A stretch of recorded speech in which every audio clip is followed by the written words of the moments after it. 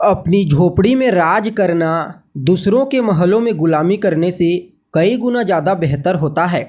नमस्कार दोस्तों, मैं ज्योतिष आचार्य वासुदेव मिश्रा आपका अपने चैनल मिरेकल ऑफ एस्ट्रोलॉजी में हार्दिक स्वागत करता हूं।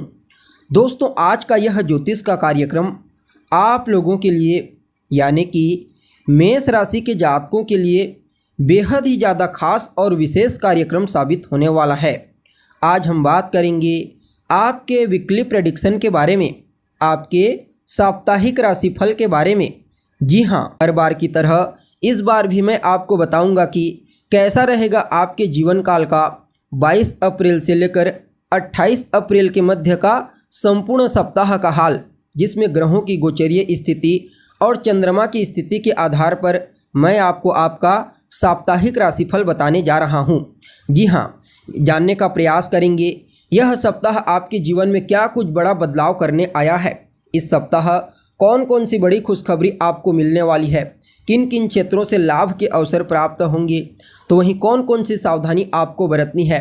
आपका स्वास्थ्य, आपकी शिक्षा, आपकी लव लाइफ, आपका वैवाहिक जीवन, पारिवारिक जीवन, भाग्य, करियर, बिजनेस, व्यापार और फाइनेंस के दृष्टिकोण से आपके लिए इस सप्ताह को कितना ज़्यादा लाभदायक कहा जा सकता है, सभी बातें आपको विस्तार पूर्वक बताएंगे। इसलिए कार्यक्रम को अंत तक देखिए। और अगर आप अपनी जन्म कुंडली पर हमसे परामर्श लेना चाहते हैं, जन्म कुंडली का विस्तार पूर्वक अध्ययन करवाना चाहते हैं, तो ऐसे में डिस्क्रिप्शन बॉक्स और वीडियो के अंदर आपको हमारा कॉन्टैक्ट नंबर मिल जाएगा, जहां से आप या तो व्हाट्सएप के माध्यम से या फिर डायरेक्ट फ़ोन कॉल के थ्रू अपॉइंटमेंट लेकर अपनी जन्म कुंडली का विस्तार पूर्वक विश्लेषण करवा सकते हैं। जी हाँ, तो दोस्तों, यहाँ पर दो बातों का आपको विशेष रूप से ध्यान रखना है।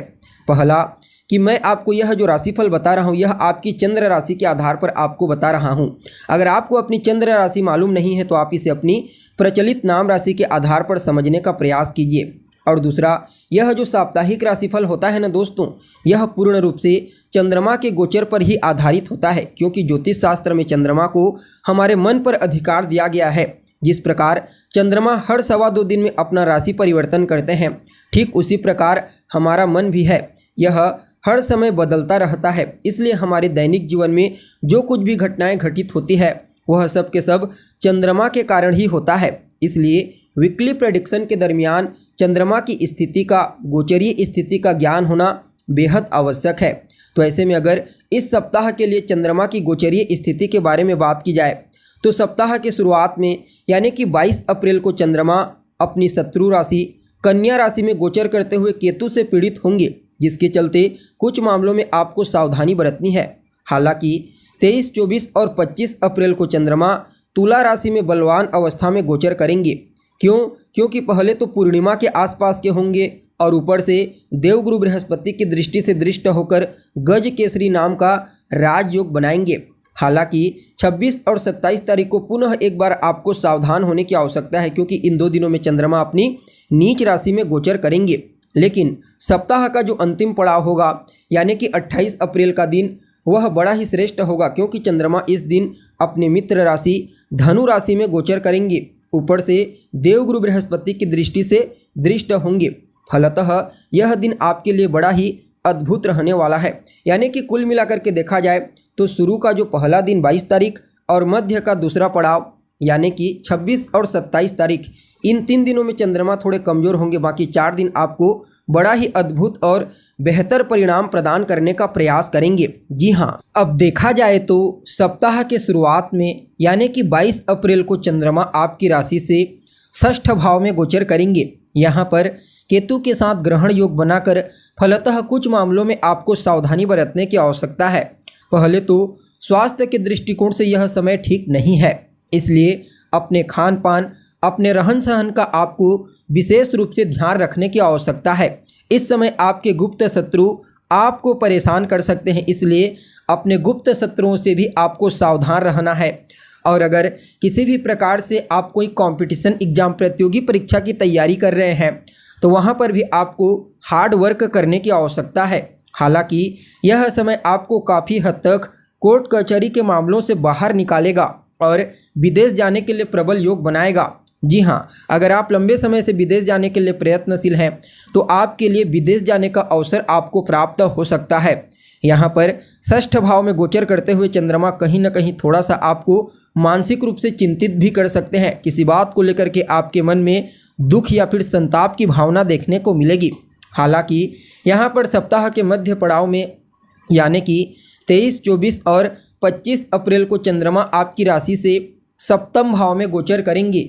देवगुरु बृहस्पति के साथ दृष्टि संबंध के चलते गज केसरी राजयोग का निर्माण करेंगे और सूर्य के सामने होने के चलते पूर्णिमा के आसपास के होंगे। फलतः यह 3 दिन का समय आपके लिए बड़ा ही श्रेष्ठ साबित होगा।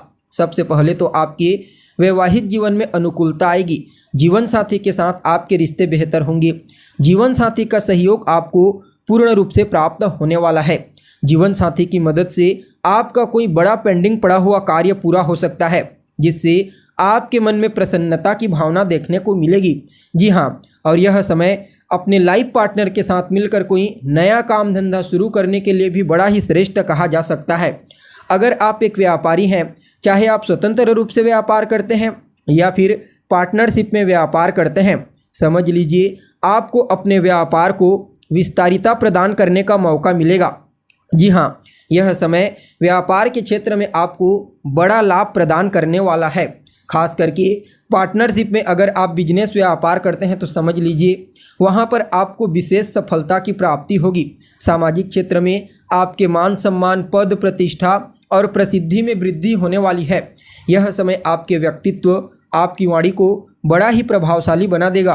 फलतः लोग आपकी वाणी के प्रभाव से, आपके व्यक्तित्व के प्रभाव से आपकी ओर आकर्षित होने लगेंगे। जी हाँ, यहाँ पर चंद्रमा सप्तम भाव में गोचर करते हुए कहीं ना कहीं आपके व्यक्तित्व को बड़ा ही मधुर बनाने का प्रयास करेंगे। आपके व्यक्तित्व में जहाँ पहले से ज्ञान और सूर्य के प्रभाव के चलते थोड़ा उत्साह की जो मात्रा थी, यहाँ पर चंद्रमा के चलते उसमें थोड़ी सी मधुरता आ जाएगी। फलतः आपका व्यक्तित्व और आपकी वाणी लोगों को बहुत ही ज़्यादा मीठा लगेगी।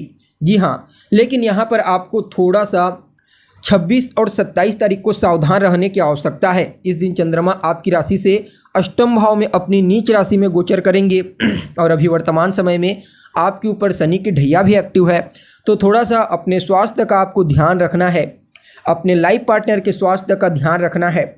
और कहीं ना कहीं यह समय आकस्मिक रूप से आपके जीवन में कुछ नेगेटिव घटना घटा सकती है, जिससे आपका मन थोड़ा परेशान रहेगा। हालांकि दूसरे भाव पर दृष्टि पड़ेगी, जिसके चलते कहीं ना कहीं आपके व्यक्तित्व और आपकी वाणी को एज इट इज़ यानी कि मधुर बनाने का ही प्रयास करेंगे। लेकिन पारिवारिक लोगों को लेकर के या फिर पारिवारिक स्थिति को लेकर के थोड़ी बहुत चिंता आपको सता सकती है। हालांकि सप्ताह का जो अंतिम पड़ाव होगा यानी कि 28 अप्रैल का दिन, वह आपके लिए बढ़िया रहेगा। आपकी राशि से नवम भाव में चंद्रमा गोचर करेंगे गुरु की दृष्टि से दृष्ट होकर। फलतः यहाँ पर पहले तो आपको भाग्य का साथ दिलाएंगे, और जब भाग्य का साथ आपको मिलने लगेगा तो इसमें कहीं कोई दो मत वाली बात नहीं। आप जो कार्य करेंगे उस कार्य में आपको सफलता की प्राप्ति होगी। आपको अपने गुरुजनों का, अपने से जो बड़े हैं, जो बुजुर्ग हैं, उनका आशीर्वाद और स्नेह प्राप्त होगा। पिता के साथ तालमेल बेहतर होंगे। पिता को उनके कार्य क्षेत्र में विशेष सफलता की प्राप्ति होगी और विदेश जाने का योग बना हुआ है।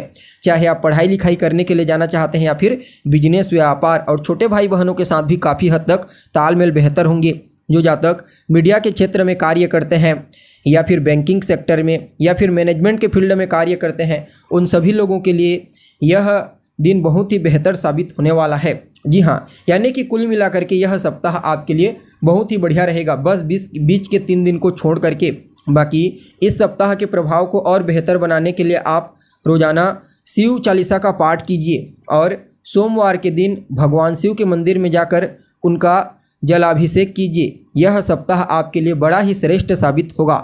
जी हाँ, तो दोस्तों, हमें उम्मीद है जानकारी आपको अच्छी लगी होगी। जानकारी अच्छी लगे तो इसे अपने दोस्तों के साथ, अपने रिश्तेदारों के साथ शेयर अवश्य करें। अभी के लिए बस इतना ही। पुनः मुलाकात होगी एक नए और ताज़ा एपिसोड में। तब तक के लिए आप हमें इजाज़त दीजिए। नमस्कार।